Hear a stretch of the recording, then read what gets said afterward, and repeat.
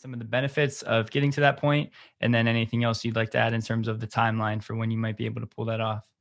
Yeah, this is and your listeners would get this. This is really a generational point in time, right? I mean, after 100 years to move from combustion engines to EVs, we're going to look back at this and just shake our heads at just the magnitude of the change. We're living it in real time, and it's happening real fast. And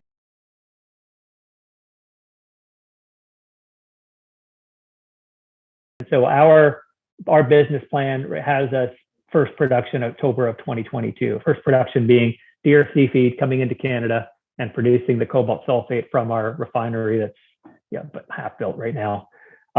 Once that's up and running, so what do? Are you going to forever and a day rely on the DRC? Well, it's the dominant source. But if I can build up a supply out of Idaho, that starts to kind of close up that loop, right? You got to keep it all here in the country. I have confidence the downstream is going to come. Certainly, if I could bring a precursor company and have them set up right next to us, that would be a great outcome. But they will come. But if you want to talk closed loop, it's the end of life. Some of the OEMs that we've spoken to, we're probably under NDA with half of the Western automotive companies right now, just in terms of long-term feed. They're worried about what do we do with the batteries at the end of the life? Yes, we don't own them, but if we don't figure out a solution for our end-of-life batteries, and policymakers are going to figure it out for us.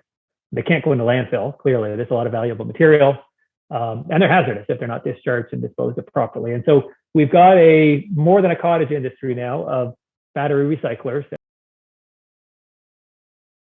and you'll see it referred to as a black mass.